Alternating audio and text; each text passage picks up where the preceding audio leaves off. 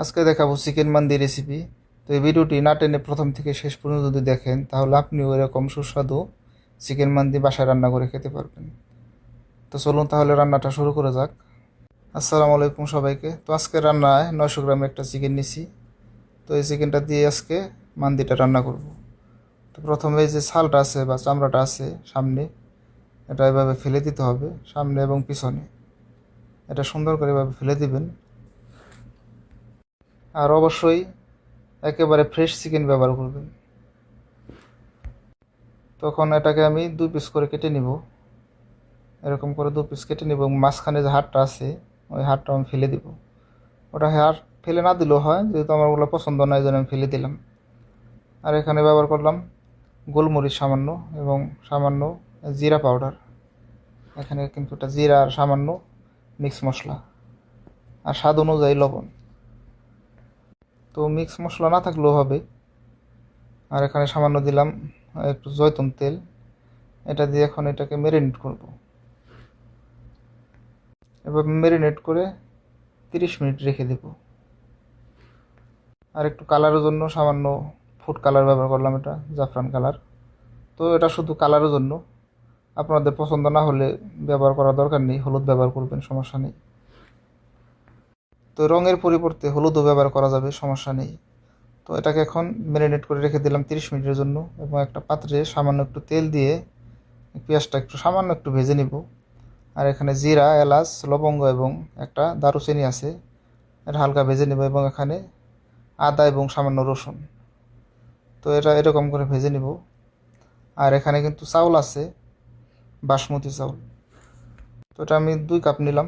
এখন এটা ভালো করে ধুয়ে চাউলটা রান্না করব। তো এখানে আমি আতপ চাউলটা ব্যবহার করছি, এখানে কিন্তু ওই সেদ্ধ চাউলও ব্যবহার করা যায়। যাই হোক, এটাকে ভালো করে কয়েকবার ধুয়ে নিয়ে তারপরে রান্না করব।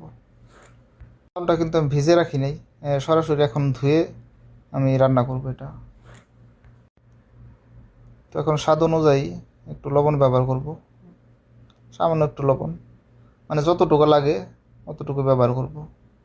তারপর সামান্য একটু ঘি ব্যবহার করব, এই 1.5 চামচ 2 চামচের মতো ঘি ব্যবহার করব। আর এই ঘিয়ের পরিবর্তে তেল ব্যবহার করতে পারেন, একটু বেশি তেল ব্যবহার করতে হয়। তো আমি ঘি ব্যবহার করব দেখে তেল একটু কম ব্যবহার করছিলাম। তো 2 কাপ চাউলের জন্য এখন পানি ব্যবহার করব। তো পানিটা আজকে মেপে দিচ্ছি, দেখেন এখানে কিন্তু 3 কাপ 4 কাপ পানি ব্যবহার করব। আমি 2 কাপ চাউল নিছি, আমি পানি ব্যবহার করব 4 কাপ।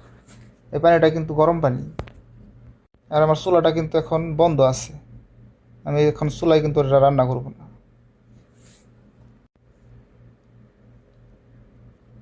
পানি আগে কিন্তু 3 কাপ দিছিলাম, তো এখন 1 কাপ দিলাম, 4 কাপ, মোট 4 কাপ। 2 কাপ চাউলে 4 কাপ পানি ব্যবহার করলাম।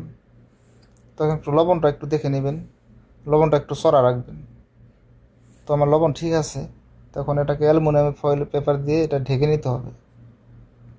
এটা কেমনভাবে ঢেকে নেব যেন ওই ভিতর থেকে বাতাস বা বাষ্পটা বের হতে না পারে। তো আমি একটা ব্যবহার করলাম, আপনারা 2টাও ব্যবহার করতে পারেন। তো আমার কাছে অ্যালুমিনিয়াম ফয়েলটা শেষ হয়ে গেছে, জন্য আমি একটা ব্যবহার করলাম। তো 2টা ব্যবহার করলে ভালো হয়। আর এখন এগুলো আমি করে দিচ্ছি চাকু দিয়ে। তো এরকম করে ফুটো করে দিবেন, চতুর সাইড দিয়ে ছোটো ছোটো করে ফুটো করে দিবেন। তো আমি কীভাবে দিতেছি দেখেন, ঠিক এভাবে ছোটো ছোটো করে ফুটো করে দিবেন চতুর সাইড দিয়ে। তো এটা ফুটো করার কারণ হলো আমি নিচে যে চাউল এবং পানি রাখছি, মানে রান্নার জন্য যে চাউল পানিটা দিছি, ওইখান থেকে রান্নার সময় ওই ভাস্পটা উপরে চলে আসবে। তো মুরগিটা আমি উপরে রাখবো, এই জন্য ওই বাষ্পটা উপরে চলে আসবে আর উপরে থাকবে আগুন। তো ফুটো করা শেষ, এখন মুরগিগুলো দিয়ে দেবে এখানে। তো এরকম করে সুন্দর করে দিয়ে দিবেন। আর এখানে কিন্তু আমি ওই যে মান্দির যে মশলাটা আছে এটা কিন্তু ব্যবহার করি নাই, মানে আমার ঘরে যা ছিল আমি ওই মশলাটাই ব্যবহার করছি। যাই হোক, এখন এটা এই যে পেপার দিয়ে, এটা বেকিং পেপার, তো এই পেপারটা দিয়ে উপরে অ্যালুমিনিয়ামের ফয়েল দিয়ে এটা ঢেকে দিব। আর বেকিং পেপার দেওয়ার কারণ হলো যখন রান্নার জন্য বসিয়ে দিব তখন এটার উপরে আগুন থাকবে, এই আগুনের জন্য পুড়ে না যায়, এই জন্যই বেকিং পেপারটা দেওয়া। এবং বেকিং পেপারের উপরে কিন্তু 2টা অ্যালুমিনিয়ামের ফয়েল দিয়ে একেবারে শক্ত করে আটকে দিতে হবে, এরকম করে যেন ভিতর থেকে বাষ্পটা হাওয়াটা বেরোতে না পারে। তো এখন ওভেন রেখে দিলাম 2 ঘন্টার জন্য। তো ওই রকম আগুনে 2 ঘন্টার জন্য বসিয়ে দিলাম। তো এখানে চাটনিটা বানাবো। এখানে 2টা টমেটো এবং সামান্য ধনিয়া পাতা এবং 2টা রসুন। আর এখানে কিন্তু একটা কাঁচামরিচ দিছি, একটা কাঁচামরিচ দিছি, যেহেতু আমি ঝাল কম খাই এই জন্য একটা কাঁচামরিচ দিছি।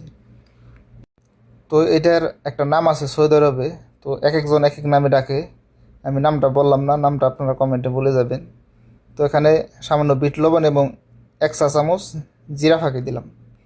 তো এখানে ভালো করে ব্লেন্ড করে নেব। এখানে কিন্তু আমি পানি দিইনি, তো আপনারা চাইলে পানি ব্যবহার করতে পারেন। দেখেন কীরকম হয়েছে, একেবারে পানি ছাড়া। এখানে জয়তুন তেলও ব্যবহার করা যায়, করতে পারেন। যাই হোক 2 ঘন্টা হয়ে গেছে, তো রান্না হয়ে গেছে আমার এটা। তো এটা রান্না হয়ে গেছে, এটা আমি একটু সরিয়ে রাখবো, এভাবে রাখবো কিছুক্ষণ। তো তার আগে আমি বাদাম এবং কিশমিশটা ভেজে নিচ্ছি, এটা গার্নিশের জন্য আর কি। আমি ভাতের উপর দিব এই জন্য ভেজে নিতেছি। তো সামান্য পেঁয়াজ ভাজা দিয়ে দিলাম, এটা ভাজা হয়ে গেছে, সামান্য পেঁয়াজ ভাজা। তো এটা দিলে হয় কি, উপরে দিয়ে দিলে একটু সুন্দর দেখা যায়, এই জন্য আর কি করা। যাই হোক, এখন মুরগিটা দেখার পালা কীরকম হলো, রান্নাটা কীরকম হলো দেখার পালা। এখন দেখা যাক, ইনশাল্লাহ ভালোই হবে। তো এটা এখন কিন্তু অনেক গরম আছে, এটা আস্তে আস্তে খুলতে হবে, আস্তে আস্তে খুলে নেবেন। তো দেখুন মাশাল্লাহ, মুরগিটা কিন্তু একেবারে সিদ্ধ হয়ে গেছে, একেবারে সফট, একেবারে নরম হয়ে গেছে। আর ওই পেপারটা দেওয়ার কারণে, বেকিং পেপারটা দেওয়ার কারণে কিন্তু মুরগির কোনো জায়গায় পোড়া দাগ নাই, কালো দাগ নেই, তারপর একটু সামান্য হয়েছে।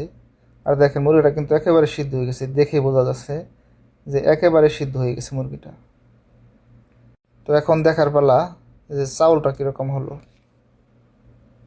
মাশাআল্লাহ, কালারটা কিন্তু অনেক সুন্দর হয়েছে। তো এখন দেখার পালা চাউলটা কীরকম। তো দেখুন চাউলটা মাশাআল্লাহ অনেক সুন্দর হয়েছে। আর আমি এখানে কিন্তু পানি ব্যবহার করছি 2 কাপ চাউলে 4 কাপ পানি। ওটা রান্না করে কয়লার চুলায় রান্না করে, তো ওটা তো অনেক খরচ। যাই হোক, আমি বাসায় রান্না করলাম। এখন এটা ওই গ্রান আনার জন্য, ওই ফ্লেভারটা আনার জন্য, তো এখানে একটা কয়লা দিব আমি, কয়লার উপর সামান্য একটু ঘি দিব।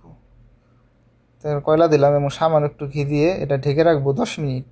এভাবে 5 মিনিটও রাখতে পারেন, তো আমি 10 মিনিট রাখবো, যেন ওই ঘ্রাণটা মুরগি এবং চাউলে মিশে যায়। যে কয়লার একটা ফ্লেভার আছে, এই জন্য আর কি এটা করা, যেন ওটার সাথে একেবারে মিশে যায়। তো দেখেন ওটা হয়ে গেছে 10 মিনিট। 10 মিনিট পরে এখন আমি একটা প্লেটে সার্ভ করে দেখাচ্ছি কীরকম হলো। আর মুরগি কিন্তু একেবারে গলে গেছে, মানে একেবারে নরম। আমি যে হাত দিয়ে উঠাচ্ছি, মানে এখান থেকে ছিঁড়ে যায়, এরকম অবস্থা। দেখেন চাউলটা কিন্তু ঝরঝরা হয়েছে, সুন্দর হয়েছে, শুধু চাউলের কালারটা একটু কম হয়েছে। যে অনেকে কালার পছন্দ করে, অনেকে পছন্দ করে না। যাই হোক, কালারটা একটু কম হয়েছে। আপনার কালার একটু যদি মুরগিতে বেশি দিতাম আর একটু, তাহলে চাউলের কালারটা আর একটু সুন্দর হতো। তো এখন আমি বাদাম আর কিশমিশটা ভেজে নিয়েছিলাম, এটা উপর দিয়ে দিলাম। তো এখন দেখার পালা মুরগিটা আসলে কি সিদ্ধ হইলো না এখনও কাঁচা আছে, তো এটা দেখার পালা। তো এটা আমি দেখাই। আর চাউলটা দেখেন একেবারে সুন্দর হয়েছে, একেবারে ঝরঝরা লম্বা লম্বা হয়েছে। আর অবশ্যই বাসায় একবার ট্রাই করে দেখবেন, ভয় পাওয়ার কোনো কারণ নাই। আমি যেভাবে দেখালাম এভাবে যদি করেন, তো দেখেন মাংসটা দেখেন ঠিক এরকম হবে, ভয় পাওয়ার কোনো কারণ নেই। একেবারে সফট হয়ে গেছে এবং রসালো দেখেন। আশা করি আজকের এই ঘরোয়া মান্দি রেসিপিটা আপনাদের কাছে ভালো লেগেছে। আর যদি ভালো লাগে তাহলে অবশ্যই একটি লাইক, কমেন্ট এবং প্রিয়জনদের সাথে শেয়ার করবেন এবং পেজটি অবশ্যই ফলো দিয়ে সাপোর্ট করবেন।